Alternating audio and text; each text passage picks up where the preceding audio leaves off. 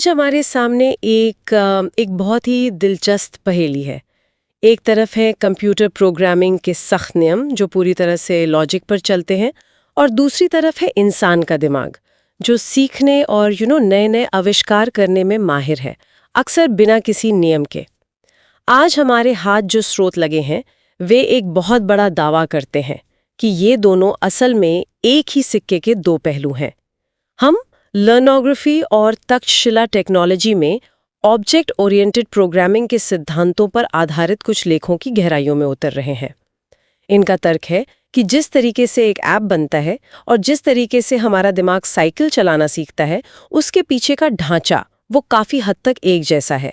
तो चलिए इस दावे की परतें खोलकर देखते हैं कि क्या ये सिर्फ एक दिलचस्प थ्योरी है या इसमें कोई गहरी सच्चाई छिपी है। हाँ, और यहाँ जो बात सबसे पहले हैरान करती है वो तक्षशिला मॉडल की एक बुनियादी सोच है जी, जो इन सभी लेखों की नींव है। वो कहते हैं ऑब्जेक्ट ओरिएंटेड डिजाइन इसलिए काम करता है क्योंकि मस्तिष्क हमेशा से ऑब्जेक्ट ओरिएंटेड रहा है। एक मिनट, ये तो बहुत बड़ी बात है। मतलब हम जो तरीका कोड लिखने के लिए ईजाद हुआ मानते थे वो असल में हमारे दिमाग के काम करने के तरीके की एक नकल है। तो क्या इसका मतलब है कि सबसे अच्छी टेक्नोलॉजी वो होगी जो हमारे दिमाग की वायरिंग को सबसे करीब से कॉपी करे? बिल्कुल, यही इन स्रोतों का केंद्रीय तर्क है। उनका मानना है कि हम दुनिया को ऑब्जेक्ट्स के तौर पर ही समझते हैं, जैसे कुर्सी, गाड़ी, दोस्त। हर ऑब्जेक्ट के अपने गुण होते हैं, जैसे कुर्सी का रंग, और अपने काम होते हैं, जैसे उस पर बैठा जा सकता है। ओओपी भी तो यही करता है, कोड को ऐसे ही ऑब्जेक्ट्स में तोड़ता है। और इस समानता को समझने के लिए उन्होंने टेक्नोलॉजी के विकास का एक 7 चरणों वाला मॉडल बनाया है, जिसे वे तक्षशिला टेक्नोलॉजी कहते हैं। अच्छा, तो ये 7 चरण क्या है? शायद इनके जरिए हम इस कनेक्शन को बेहतर समझ पाएंगे। हाँ, तो ये 7 चरण हैं। डेफिनेशन यानी परिभाषा तय करना, फिर स्ट्रक्चर मतलब ढांचा बनाना, फिर आता है कॉग्निटिव यानी समझ विकसित करना, उसके बाद इनोवेटिव मतलब नयापन लाना, फिर फॉर्मेटिंग उसे असली रूप देना, और फिर तक्षशिला यानी परिपक्वता, और आखिर में इंट्यूटिव यानी सहज ज्ञान। स्रोत इन 7 चरणों पर ओओपी के 4 मुख्य सिद्धांतों को लागू करके दिखाते हैं कि कैसे टेक्नोलॉजी एक दिमाग की तरह ही विकसित होती है। ठीक है, तो चलिए इस मॉडल के पहले हिस्से को देखते हैं। स्रोत कहते हैं कि किसी भी टेक्नोलॉजी को बनाने की शुरुआत डेफिनेशन और स्ट्रक्चर से होती है। ये सुनने में तो किसी भी प्रोजेक्ट का शुरुआती हिस्सा लगता है। इसमें नया क्या है? नया है इसका ओओपी के सिद्धांत एनकैप्सुलेशन से जुड़ना। एनकैप्सुलेशन का मतलब सीधा साधा मतलब है कि किसी एक काम से जुड़े डेटा और उसे चलाने वाले फंक्शन को एक कैप्सूल या बॉक्स में बंद कर देना। डेफिनेशन और स्ट्रक्चर के चरणों में हम यही करते हैं। हम प्रोजेक्ट के हर हिस्से के लिए एक साफ बाउंड्री बनाते हैं ताकि एक हिस्से की गड़बड़ी दूसरे हिस्से को खराब ना करें। यानी हर चीज को उसके अपने साफ सुथरे बॉक्स में रखना। लेकिन एक्सपर्ट, ये बॉक्स बनाने का हमारे दिमाग से क्या लेना देना है? एक साथ 10 चीजों में उलझ ना जाएं। ये हमारी वर्किंग मेमोरी को मैनेज करता है। तो एनकैप्सुलेशन कोड के लिए वही काम करता है जो प्रीफ्रंटल कॉर्टेक्स हमारे विचारों के लिए करता है, फोकस बनाए रखना और कॉग्निटिव ओवरलोड से बचाना। स्रोत इसे कॉग्निटिव सुरक्षा कहते हैं। ये तो समझ आया, मतलब हमने जानकारी के छोटे छोटे सुरक्षित डिब्बे बना लिए। लेकिन अगर हर चीज अपने डिब्बे में बंद रहेगी तो हम बड़ी तस्वीर कैसे देखेंगे? क्या हम डिटेल्स में ही नहीं खो जाएंगे? शायद यहीं पर अगला सिद्धांत एब्स्ट्रैक्शन काम आता है। आपने बिल्कुल सही नस पकड़ी है। एब्स्ट्रैक्शन का मतलब ही है जटिलताओं को छिपाना और सिर्फ जरूरी जानकारी दिखाना। जैसे जब हम कार चलाते हैं तो हम सिर्फ स्टीयरिंग, गियर और ब्रेक पर ध्यान देते हैं। हाँ। हमें इंजन के अंदर पिस्टन कैसे चल रहा है इससे कोई मतलब नहीं होता। हाँ। इंजन की जटिलता हमसे एब्स्ट्रैक्टेड या छिपी हुई है। हाँ।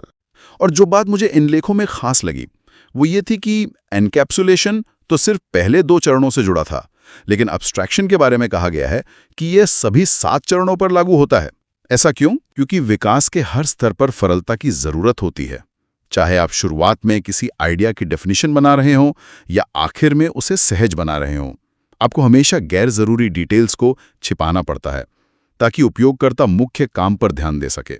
स्रोत इसकी तुलना दिमाग के पैराइटल कॉर्टेक्स से करते हैं, जिसे हम दिमाग का व्हाइट बोर्ड कह सकते हैं।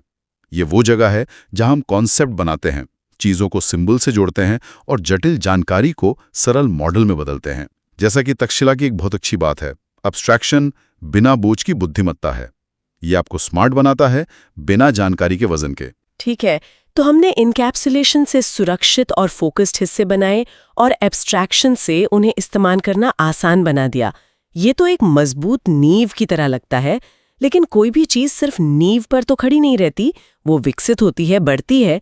हम हर बार शून्य से तो शुरू नहीं करते, तो ये विकास कैसे होता है? यहीं पर तीसरा सिद्धांत इनहेरिटेंस या डेरिवेशन तस्वीर में आता है। इसका मतलब है मौजूदा चीजों के आधार पर नई चीजें बनाना। स्रोत इसे टेक्नोलॉजी के विकास के बीच की 3 चरणों से जोड़ते हैं: कॉग्निटिव, इनोवेटिव और फॉर्मेटिंग। कॉग्निटिव चरण में हम मौजूदा डिजाइन या ज्ञान को समझते हैं।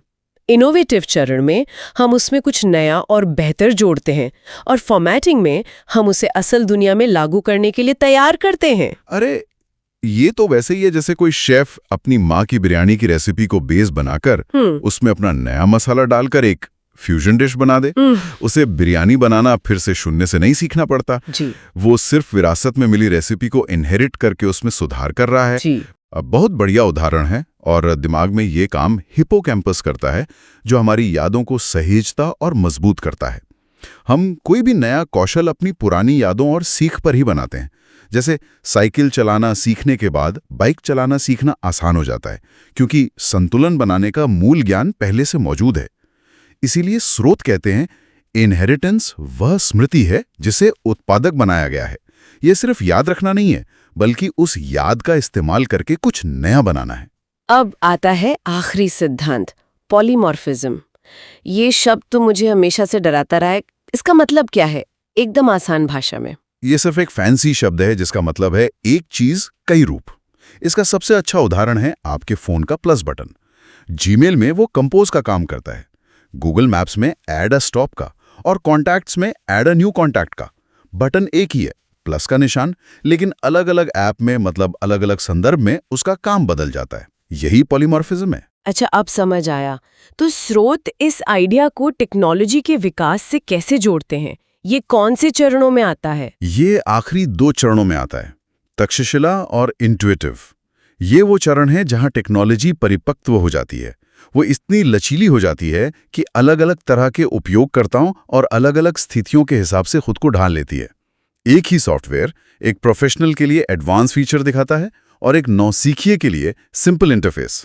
ये टेक्नोलॉजी का पॉलीमॉर्फिक व्यवहार है। दिमाग में इसकी तुलना बेसल गैंग्लिया से की गई है, जो हमारे ऑटो पायलट की तरह है।